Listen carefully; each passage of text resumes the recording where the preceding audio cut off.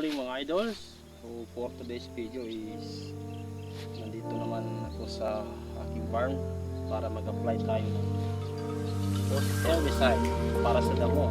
So susubukan na lang natin itong Agroban. So guys, kung makikita nyo, nasa 1 liter. Tapos hahalukan ko siya ng Edonal Topol Amine. So combine ko yan siya, pero nakadepende pa rin po yan guys sa inyong mga palay kung anong edad na at saka anong taas niya. So kayo rin po talaga yung control para hindi naman masobrahan yung palay at saka hindi ma-overdose, kasi pag nasobrahan talagang mamamatay ang mga palay. So tignan po natin itong guys ay sa lata ng sardinas. Kadalasan po kasi dito sa amin, dito kami naglalagay ng dosage sa lata ng sardinas. So ang Agroban per knapsack para sa isang sprayer is nasa isang lata. So yan, ang aking palay pala mga idol ay nasa 20 days plus na, siguro nasa 25 days. Pero hindi lang agad tumubo dahil hindi agad umulan dito. So isang lata yan guys. Tignan niyo. Ayan.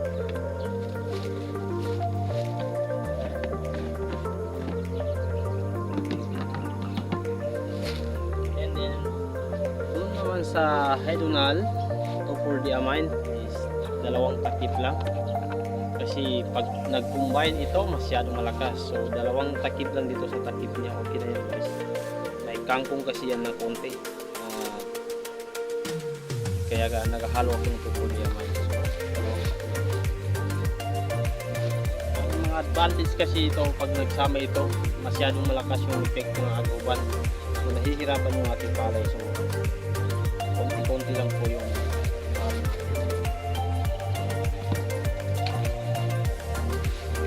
pala guys, kung nag-apply tayo ng Agroban, so mas maganda kung basa rin yung ating lupa, kasi hindi basa ang lupa wala rin masyadong epekto. Yung damo na para sa Agroban is nasa 1 to 3 leaf, kaya pa niya. So nasa 3 dahon kaya pa ng Agroban. So pag more than 3 or 5 na, mahirapan na yung Agroban. Mas maganda pa rin kung mag-apply tayo ng Agroban, mag-control yung tubig. Kasi kung after natin mag-spray ngayon, pwede tayo maglagay ng tubig pagkabukas. Then after 2 days to 3, drain naman ang ating tubig. So guys, lalagay muna ako ng tubig.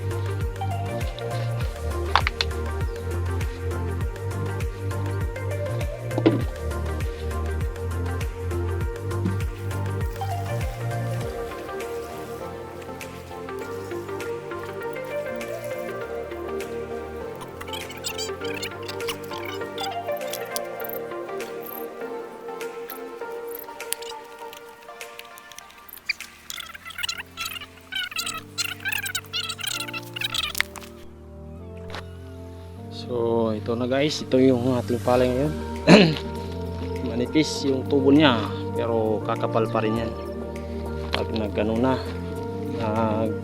lalabas na yung mga stem niya. So ayan, more than 20 days yan. So hindi nakatubo agad kasi matagal walang ulan. Pasubok ako guys, nung nagsabog ako, may ulan. So hindi na naulit yun hanggang sa umabot na 20 days bago pa umulan ulit. So buti hindi naman tayo lahat. So ayan guys, may kangkong. So yan yung purpose natin sa Edonal, kangkong, pati itong tawag sa amin kakiyan. Kaya ng Edonal yun guys, yung ganyan. So kaya na yan, pero dahan-dahan. Okay, so yung damo niya maliliit pa yung tubo. So yan guys, kita nyo. So 1 hectare ito, nasa 4 na tangki pa ako sprayer. So hanggang ano lang yung kaya ko dito guys. So yan, spray na tayo guys. Alas 8 na.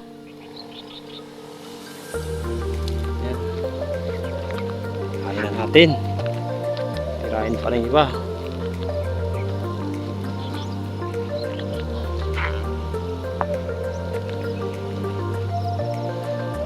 Sa step naman guys, nakadepende na po yan sa inyo. Yan.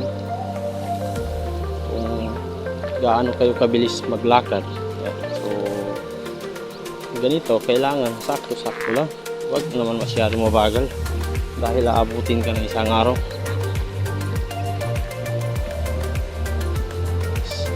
Standard yung ano natin, yung spray rod natin.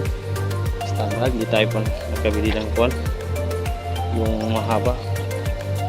So kung para sa herbicide, mas magandang ganito, mababa lang para pino talaga. Pero kung pang insecticide lang, mas maganda yung pahabahan.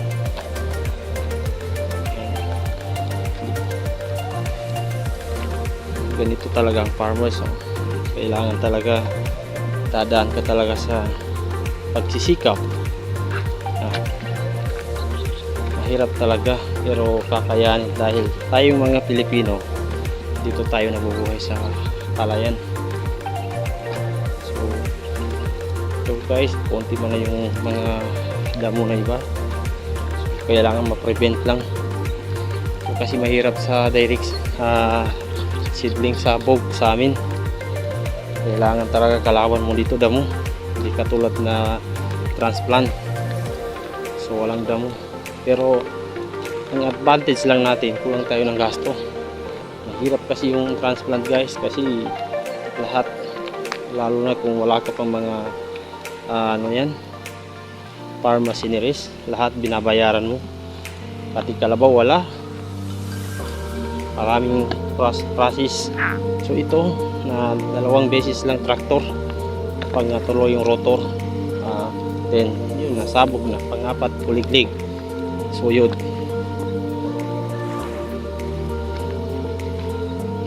basta ang importante lang guys sa direct seedling, yung sabog, makapatubo ka lang. Kung makapatubo ka, okay na yan. So i-control mo lang yung herbicide mo. So nasa iyo na yan kung paano mo yan i-control. Kasi malalaman mo rin yan, bawat damo may kanya-kanyang chemical i-apply. So kung dadaanan mo sa tamang proseso, kahit anong damo pa yan tutubo sa lupa guys, kayang-kayang patayin.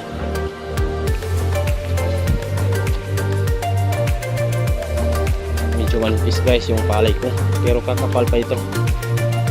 Na-experience ko last year ito, muntik ko na itong i-demolish yung kalahating hektar dahil manipis.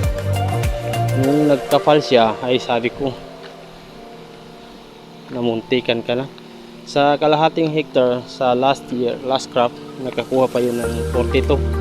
So hindi na yun masama guys, 42 kasako, 160. Okay, so alam niyo naman yung 160 anong kalakaran niya.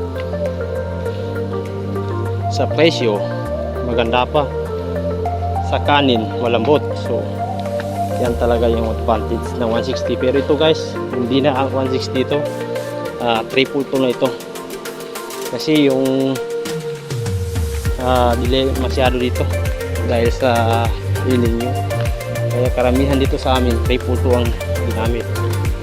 Ang triple to kasi yan, matibay yan na palay, matibay sa production, kukuha talaga ng production basta mabuhay lang siya. So damo naman ganun din, kung may damo na hindi naman masyado makapal, bubunga talaga yan. So maraming advantage ng triple to. Asking ordinary siya, bawi ka rin naman sa production, sa bigat. Pero kung saan konsumo guys, yun lang ang hindi mo bawi, hindi siya malambot. So okay lang yan, at least may bigas kaysa naman sa wala. So dito na lang yung, hanggang dito lang yung ating video guys. So malawak pa yan, 2 bandos yan. So, dito pa yung natira ko. So salamat sa panonood.